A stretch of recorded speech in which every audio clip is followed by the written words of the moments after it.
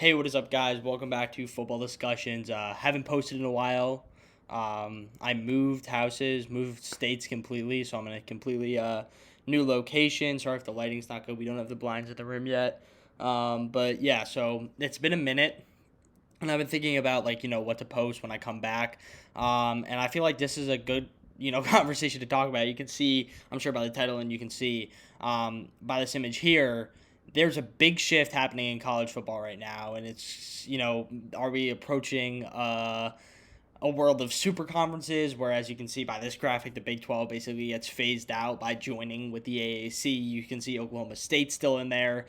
You can see that Baylor's still in there, but other than that, and Kansas State as well. But other than that, this specific graphic has Houston joining, UCF joining, SMU joining, Memphis, Cincinnati, Wyoming joining. So that would be like the face of the Big 12. And then, as you can see, Texas and Oklahoma, which really started this whole kind of movement, would be in the SEC. The ACC would get teams like West Virginia, Notre Dame finally gets into conference because they're too afraid to. The Big Ten becomes a conference with the teams like Kansas and Iowa State joining.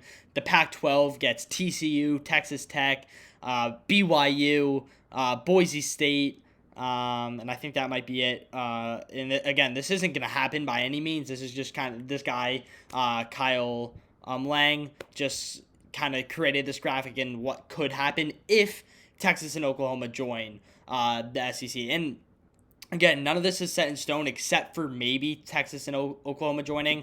So I'll actually read the tweet that I saw today and what would exactly go down if Texas and Oklahoma were to join the SEC. So again, sorry if the mic's off. Don't have all my stuff unbacked yet, but kind of just wanted to get a video out there for you guys. So if these are the exact details, if Texas and Oklahoma were to leave the Big 12 and join the SEC, as has been reported recently. So it would be both schools have media rights with the Big 12 until 2025, even if the schools are no longer members. They would also have to pay a $76 million commitment buyout fee each. The SEC would need 4 teams to deny the move to prevent OU and UT from joining. This isn't the first time these schools have entertained leaving the Big 12. In 2011, OU, UT, Oklahoma State, and Texas Tech were actually close to joining the Pac-12, but the deal fell apart shortly after A&M left to the SEC. So, first of all, the only team that would be against us in the SEC, in my opinion, would be A&M because they don't want to have to play Texas every year. I think that kind of just steps on their toes a bit. They're like, let's go to the SEC, be the only Texas team in the SEC, and kind of run Texas and the recruiting down there, right? And we'll get into the recruiting advantages and all that and why these teams would actually go through with it. Numerous Big 12 ADs have showcased their displeasure and untrustworthiness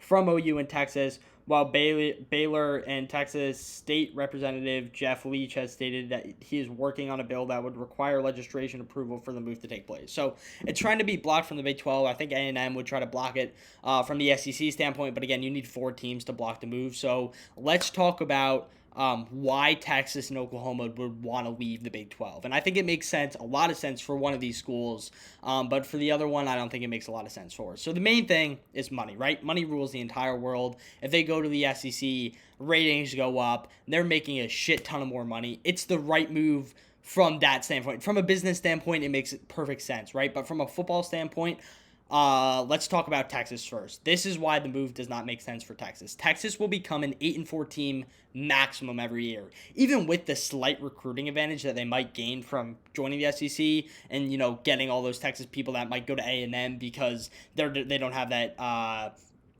good of a or they're not in as good of a conference right now, right? A&M runs SEC recruiting, Texas SEC recruiting right now.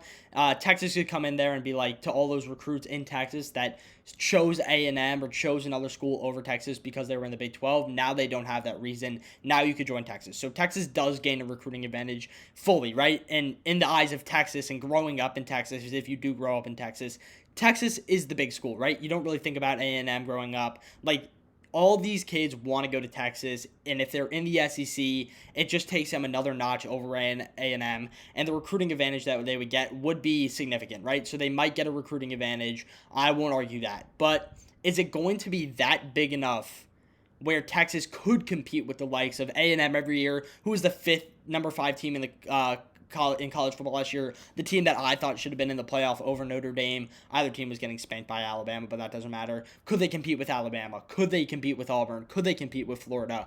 Could they compete with Georgia every single year? Personally, I don't think so. I think it's suicide as a school because Texas right now is still a big name program and they're going downhill. Right, they've been slowly falling off ever since that 2005 season, and sure, they've had resurgences when they won the Cotton Bowl versus Georgia, and Sam Ehlinger was like, "We're back." But for right now, I don't think Texas could compete with the Alabamas, the Georgias, the Floridas, the LSU's every single year, year in and year out. I think as a team, their record would worsen, and that recruiting advantage that they would have at the start of joining the SEC would slowly diminish. I think it's a bad move for Texas, aside from the business side and aside from maybe that recruiting advantage that they could gain from joining the SEC. But for right now, I really don't think it's a smart move from Texas. Now, you look at Oklahoma, and I think it is a smart move for Oklahoma. You already have the quarterback recruiting advantage over every school in the country because you have produced NFL talent at that quarterback position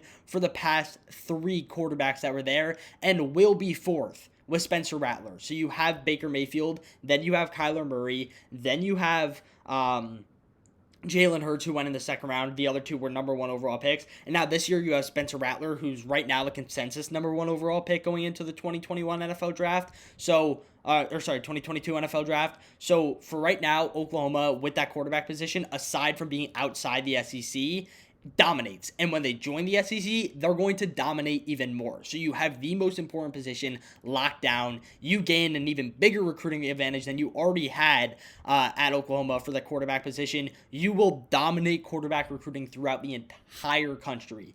Not only that, but Oklahoma is a playoff team every year, right? And sure, they get blown out by Alabama, but now that you're in the SEC, you gain a defensive recruiting advantage as well. So I think Oklahoma, whereas Texas cannot do this, has the ability to beef up the rest of their roster to compete with the Alabamas and the Georgias and the LSUs, right? Because they have that quarterback advantage. No quarterback is going to choose Nick Saban, as great of a coach as he is, over, why can't I think of the Oklahoma's coach's name?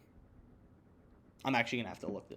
I'm drawing a complete blank. I want to say Lane Kiffin. I know it's not Lane Kiffin, and it's going to kill me when I finally figure out who it is. Oh my God, Lincoln Riley. I don't know why I just drew a blank on that, right? So Lincoln Riley, as great of a coach as Nick Saban is, no quarterback's going to choose Nick Saban over Oklahoma when it comes to when it comes to recruiting, right? So Oklahoma automatically has that advantage. Again, they can build up the rest of their defense. It's going to take a couple of years, but when A&M first joined from the Big 12, they weren't at that standard that they are now. They weren't the 15 in the country, right? They struggled in the SEC, but after a few years of recruiting, A&M beefed up that defense. I think the same thing can happen for Oklahoma, not to mention the offensive advantage you already have for a recruiting standpoint, because in the past years, you've produced out great quarterback talents, and it doesn't matter if they're playing SEC defenses. These guys can sling the rock. AKA, look at Baker in the Rose Bowl versus Georgia. Baker dominated that game. And sure, Oklahoma ended up losing, but Baker threw all over Georgia's defense. You saw Kyler Murray, sure, in the first half of that game versus Alabama in the playoff. He struggled. But then in the second half, they almost made a comeback. Kyler Murray was playing a really good ball. Jalen Hurts already played versus SEC, and sure, he got a little worse. But once he went to Oklahoma, he was electric, and I kind of know that counter-outs my point. But again, versus playoff competition, he was not, or actually, I'll give you Jalen Hurts because LSU absolutely stepped all over Oklahoma, but in my defense, I think that LSU team would have stepped all over everyone, and they did step all over everyone, including Clemson in the national championship. But regardless, I do think Oklahoma is a team that can succeed after a few years in the SEC. Texas, I think it's a stupid move, and now when you look at the big picture, the picture that's on the screen right now, that's where opinions can come in and fly, right? So it really comes down to the fact, are you willing to have another realignment? Yes, we thought it was over. It looks like it's coming back. I feel like this could be the end-all, be-all of alignments, and at this rate, it would look like that, it would turn into the Power Four, and you'd really only have 4 great conferences, and then the Big 12 would kind of morph into that fifth conference on the outside looking in, basically just a better version of the current AAC, which is already a fairly good conference and, kind of gets thrown in that Power Six. But for right now, I think craziness is happening in college football. I know that wasn't the most organized video, just wanted to kind of come on and talk to you guys because it's been a minute, but craziness happening right now. What do you guys think? Do you think Oklahoma should join? Do you think Texas should join? Do you think this is ruining college football? Would love to hear your guys' opinions. But regardless, hope you all are doing well, staying safe. Take it easy, guys. Peace.